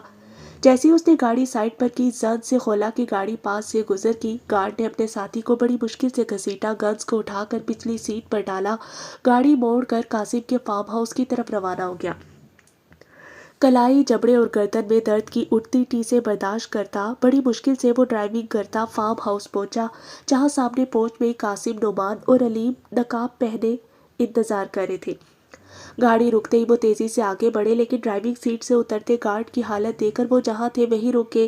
منہ کپڑوں پر لگا خون لمبے لمبے سانس لینے کی کوشش کرتے ہوئے اس گارڈ نے پچھلا دروازہ کھولا تو دوسرا گارڈ پچھلی سیٹ پر محو استراحت نظر آیا۔ یہ کیا ہوا؟ لڑکی کہاں ہے؟ علیم نے چلاتے ہوئے پوچھا۔ وہ لڑکی کوئی عام لڑکی نہیں ہے، وہ بڑکی بوئی پام بڑکی نہیں ہے۔ گارڈ کے جبڑے پر لگی ضرب کا نتیجہ تھا اس کے منہ سے الفاظ کا تلفظ بھی صحیح ادا نہیں ہو رہا تھا۔ یہ کون سی فارسی بول رہا ہے؟ قاسم نے جھلاتے ہوئے کہا۔ اس کا موڈ خراب ہو چکا تھا۔ نعمان غور سے گارڈ کا جائزہ لیتے ہوئے کہنے لگا، اس کے جبڑے پر کوئی چوٹ لگی جس کی وجہ سے بولنے میں مشکل اور الفاظ کا تلفظ درست ادا نہیں کر پا رہا؟ کیا ہوا ہے؟ نعمان نے گارڈ سے پوچھا۔ گارڈ اٹکتے اٹکتے رک رک کر ساری تفصیل بتانے لگا۔ اب قاسم اور علیم کو بھی سمجھ آنے لگی تھی، کیونکہ گارڈ رک رک کر تھوڑے صاف الفاظ بول رہا تھا۔ دھت تیرے کی، مجھے نہیں پتا تھا گارڈ کے نام پر تم نے ہجڑے پال رکھے ہیں۔ پوری داستان سن کر علیم نعمان پر چڑھ دوڑا۔ مجھے نہیں معلوم تھا لڑکی مارشل آرٹ جانتی، اگر پتا ہوتا تو میں خود جاتا یا اس حساب سے بندے بھیجتا، نعمان نے وضاحت کرتے ہوئے کہا۔ وہ یو ایس پی کہاں ہے؟ قاسم نے گارڈ سے پوچھا۔ گارڈ نے جیب سے یو ایس پی والی ڈبیا نکال کر قاسم کو دے دی۔ قاسم نے ٹرانسپیرنٹ پلاسٹک کی ڈبیا میں یو ایس پی دیکھی اور اندر کی طرف بڑھتے ہوئے کہنے لگا، میں اسے چیک کرتا ہوں۔ اسے اپنی صدف والی ویڈیو کی فکر بھی تھی جو صدف کو پھانسنے کا واحد ذریعہ تھی۔ علیم اور نعمان وہیں رک کر گارڈ سے مزید پوچھ گچھ کرنے لگے۔ قاسم کمرے میں آیا اور نعمان کے لیپ ٹاپ میں یو ایس پی لگانے کے لیے اس نے ڈبیا کھولی۔ جیسے ہی اس نے یو ایس پی پکڑ کر لیپ ٹاپ میں لگانا چاہی، یو ایس پی سے ایک سورج نما سوئی اس یو ایس پی سے نکل کر قاسم کے انگوٹھے میں پیوست ہوگی۔ سی کی آواز کے ساتھ قاسم یو ایس پی سے نکلی ہوئی سوئی کو دیکھنے لگا۔ اس نے انگوٹھے پر نظر ڈالی، جہاں سوئی لگی تھی وہاں آس پاس کی جگہ سرخ ہونا شروع ہو چکی تھی۔ کچھ ہی سیکنڈ گزرے تھے، قاسم کو بے چینی ہونے لگی۔ اسے لگا جیسے اس کے دماغ میں سنسناہٹ سی ہو رہی ہے جو رفتہ رفتہ بڑھتی جا رہی تھی۔ وہ گھبرا گیا، شاید اس کے جسم میں زہر اتر گیا ہے۔ یہ سوچ آئی ہی تھی کہ اس کے منہ سے بے ساختہ چیخ نکل گئی۔ اس کی چیخ سن کر نعمان اور علیم دوڑتے ہوئے اندر آئے۔ کیا ہوا؟ علیم نے گھبراتے ہوئے پوچھا۔ اس یو ایس پی سے کوئی سوئی چبھ گئی ہے، عجیب سی کیفیت ہو رہی ہے، قاسم نے گھبرائے ہوئے لہجے میں کہا۔ اچانک ایک شدید بے چینی کی لہر اٹھی، دماغ میں سنسناہٹ یکلخت بڑھ گئی۔ قاسم کو سمجھ نہیں آئی وہ اس کیفیت کو کیا نام دے۔ بے چینی، سنسناہٹ بڑھتی جا رہی تھی۔ بے چینی کے عالم میں قاسم نے ایک ٹانگ اور دونوں ہاتھوں کو جھٹکا۔ اسے حیرانی ہوئی، کیونکہ جب اس نے ایسا کیا اسے بے چینی کم ہوتی محسوس ہوئی، لیکن پھر فوراً ہی بڑھ گئی۔ اسے محسوس ہونے لگا جیسے دماغ کی رگیں پھٹ جائیں گی۔ قاسم نے تیزی سے ہاتھ پاؤں جھٹکے، بے چینی اور دماغ پر دباؤ کچھ کم ہوا۔ قاسم نے اچھل کود شروع کر دی۔ جب تک وہ یہ کرتا بے چینی اور دباؤ کم ہو جاتا، ورنہ پھر بڑھ جاتا۔ وہ بے تکے انداز میں اچھلنے کودنے پر مجبور ہو گیا۔ علیم اور نعمان حیرت کی انتہا سے قاسم کو بندروں کی طرح اچھلتے کودتے دیکھ رہے تھے۔ اسے کیا ہوا؟ علیم نے نعمان کو جھنجھوڑتے ہوئے پوچھا۔ اس سے پہلے نعمان کوئی جواب دیتا، قاسم ہامتا ہوا بولا، اگر میں اچھل کود نہ کروں تو شدید بے چینی اور سنسناہٹ سے میرے دماغ پھٹنے لگتا ہے، اچھل کود سے یہ کم ہو جاتا ہے اور سکون ملتا ہے۔ علیم اور نعمان حیرانگی سے قاسم کو دیکھ رہے تھے۔ گارڈز کو بلاؤ ایڈیٹ، اسے ڈاکٹر کے پاس لے کر جانا ہے، علیم نے نعمان پر چلاتے ہوئے کہا۔ نعمان نے بوکھلاہٹ میں گارڈز کو آوازیں دینا شروع کر دی۔ جیسے ہی گارڈز پہنچے وہ حیرت سے قاسم کو اونٹ پٹانگ ڈانس کرتا دیکھ کر جہاں تھے وہیں رک گئے۔ الو کے پٹھے، اس کو گاڑی میں لے جاؤ، علیم نے چیختے ہوئے کہا۔ گارڈ نے قاسم کو زبردستی پکڑ کر گاڑی کی طرف لے جانا چاہا تو پسینے میں شرابور قاسم ہانپتے ہانپتے چیخ کر بولا، مجھے مت جکڑو، میں خود چلا جاؤں گا، اگر جکڑو گے تو مجھے لگتا ہے میرے دماغ کی نسیں پھٹ جائیں گی۔ گارڈز گھبرا کر پیچھے ہٹ گئے۔ قاسم اچھلتا کودتا باہر کی طرف جانے لگا، علیم بھی اس کے پیچھے ہو لیا۔ نعمان نے بڑی احتیاط سے ڈرتے ڈرتے یو ایس پی کو اٹھا کر ڈبی میں بند کیا اور جیب میں ڈال لیا۔ بڑی مشکل سے ناچتے کودتے قاسم کو گاڑی کی پچھلی سیٹ پر ڈالا۔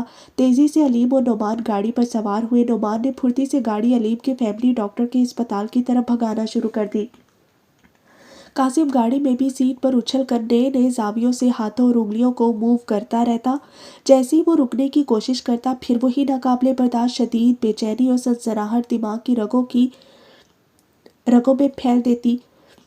अलीम डॉक्टर को कॉल करके सारी सूरत हाल से आगाह कर रहा था।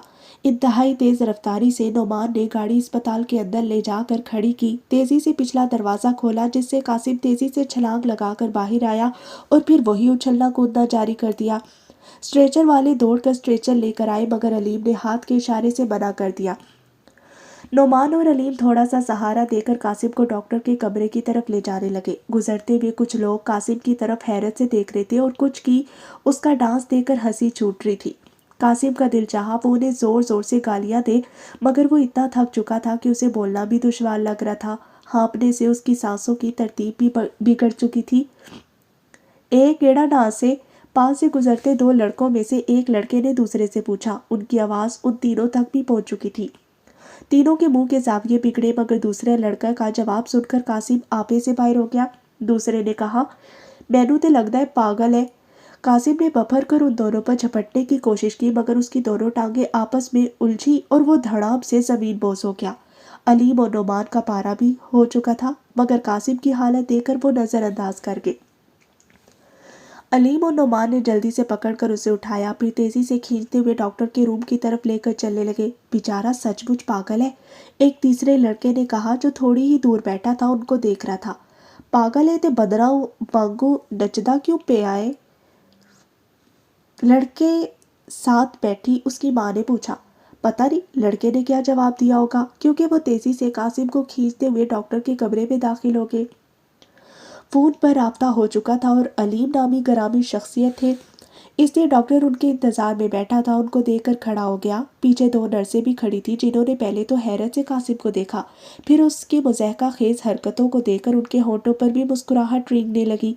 कासिम कभी टांगे चला रहा था, कभी हाथ घुमा रहा था, मगर उसकी बेचैनी और सनसनाहट ख़त्म होने का नाम ही नहीं ले रही थी। डॉक्टर ने ज़बरदस्ती कासिम का हाथ पकड़कर देखा। जहां सुई लगी थी उस मकाम के आसपास की जगह सोजिश हो चुकी थी। फिर डॉक्टर ने यूएसबी मांगी और उसे खोलकर रुका साइड पर रखा और एहतियात से उसका जायजा लेने लगा। अंदर एक रबड़ की पतली सी थैली थी, जिसके साथ सुई लगी थी। थैली में दोदिया रंग के चंद कतरे लगे थे। जायजा लेकर डॉक्टर कुर्सी पर बैठ गया और पूछा, बकौल मरीज के नाचने कूदने से उसे सुकून मिलता है? जी, अलीम ने मुख्तसरन कहा। माफ़ कीजिए, मगर मेरे पास इसका कोई फौरी इलाज नहीं, डॉक्टर ने जवाब देते हुए कहा। मगर इसे हुआ क्या है? ये ठीक तो हो जाएगा ना? अलीम ने तशवीर से पूछा। जी, खतरे की कोई बात नहीं है, खुद ब खुद ठीक हो जाएंगे। दरअसल एक टंट्रोला नामी ख़ानदान में कई किस्म की मकड़ियाँ होती हैं। इस नस्ल में कुछ ऐसी मकड़ियाँ भी हैं जिनका जहर इंसानी रगों में सरायत करके दिमाग तक पहुँचता है, जहाँ वो खुलियों को डिस्टर्ब कर देता है और इंसान पर एक टनास किसी कैफियत छा जाती है। बेचैनी और सनसनाहट होती है, जिसे ख़त्म करने का वाहिद हल डांस या उछल कूद होता है, डॉक्टर ने वजाहत करते हुए कहा। अलीम, नोमान और नर्सों के चेहरों पर हैरत छा गई। मैं कोई कहानी नहीं सुना रहा, हकीकत बता रहा हूँ, आप तहकीक करके देख लें। सन 1518 में फ्रांस में एक बीमारी फैली थी, जिसे डांसिंग प्लेग का नाम दिया गया था। उस बीमारी का शिकार मरीज 4-4 दिन तक नाचता रहता था और नाचते नाचते ही मर जाता। उस बीमारी की वजह से तकरीबन 15 लोग रोज़ाना मर जाते। इस वक्त वहाँ टर्नटोला मकड़ियों की बहुत बड़ी तादाद पाई जाती थी, इसलिए ये कहा जाता है ये इसी टर्नटोला की वजह से हुई थी, डॉक्टर ने संजीदगी से कहा। यही काम फिर इटली में शुरू हो गया। इटली के देही इलाकों के किसानों को जब ये काटती थी, तब वो इसी तरह डांस करके इसकी कैफियत को ख़त्म करने की कोशिश करते। इटली के इलाके अपोलिया में इसी के बुनियाद पर यह डांस रवायती रक्स में बदल चुका है। हर साल इसका बाकायदा जश्न, इस मकड़ी या टंटोला से मुतल्लिक इस डांस को प्रीजिका कहा जाता है, मनाया जाता है। कुछ लोग तो वीरानों और जंगलों में निकल जाते हैं टंटोला नस्ल की मकड़ियों से खुद को कटवाने की खातिर, ताकि ट्रांस में आकर नाच कर सारी फ्रस्ट्रेशन को दूर कर सके, रक्स का मज़ा ले सके, क्योंकि इसका वेनम जानलेवा नहीं होता। मेरी स्पेशलाइजेशन इटली से है, इसलिए मुझे इन सब बातों का पता है। कोई और होता तो न जाने क्या करता, जिससे रिएक्शन हो जाता और मामला हाथ से निकल जाता। हो सकता है जिसने ये जहर कासिम की रगों में डाला है, उसने कुछ केमिकल्स भी इस्तेमाल किए हो इसकी तासीर को बढ़ाने या किसी और तजर्बे के लिए, क्योंकि आजकल ऐसे तजर्बात आम हो रहे हैं। ڈاکٹر نے بڑی وضاحت سے تمام متعلقہ معلومات علیم کو دیتے ہوئے کہا۔ کیا اس کا کوئی حل نہیں؟ علیم نے ڈانس کرتے ہوئے اپنے بیٹے کو دیکھ کر بے بسی سے کہا۔ خطرے کی کوئی بات نہیں، جس مقدار میں زہر تھا میرا اندازہ ہے آپ کا بیٹا جلدی ٹھیک ہو جائے گا، ڈاکٹر نے تسلی دیتے ہوئے کہا۔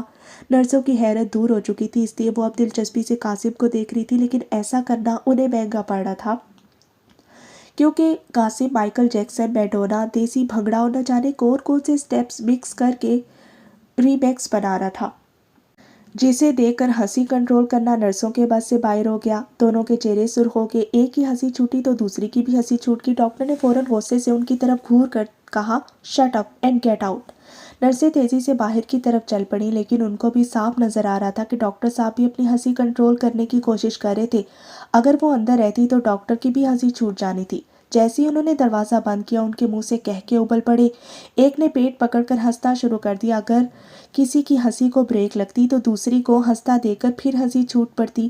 ان کی آنکھوں میں پانی آ چکا تھا۔ بڑی مشکل سے انہوں نے خود پر قابو پایا۔ پھر ایک نے دوسری کے آگے ہاتھ جوڑ کر کہا، خدا کا واسطے اب نہ ہنسنا، میری بس ہو گئی ہے۔ لیکن اس کا اتنا کہنا ہی تھا، دوسری کی پھر ہنسی چھوٹ گئی اور ساتھ ہی پہلے والی بھی شروع ہو گئی۔ کمرے میں موجود ڈاکٹر نے قاسم سے اپنی توجہ ہٹاتے ہوئے یو ایس بی کی طرف دیکھا۔ ڈاکٹر کی نظر کاغذ کے ٹکڑے پر پڑی۔ ڈاکٹر نے وہ اٹھا کر علیم کو دیتے ہوئے کہا، یہ کاغذ بھی یو ایس بی سے نکلا ہے۔ علیم نے کاغذ پکڑ کر بے بسی سے اپنے بیٹے کو ڈانس کرتے دیکھ کر کاغذ پر نظر دوڑائی، جس پر خوبصورت ہینڈ رائٹنگ میں لکھا تھا۔ وہ محاورہ تو سنا ہوگا، انگلیوں پر نچانا، یہ تو بس ایک محاورہ ہے، حقیقت میں کوئی نہیں نچاتا، مگر میں جسے چاہوں حقیقت میں نچا سکتی ہوں، وہ بھی انگلیوں پر نہیں، صرف اپنی سوچ سے، کیونکہ میں خولا ہوں۔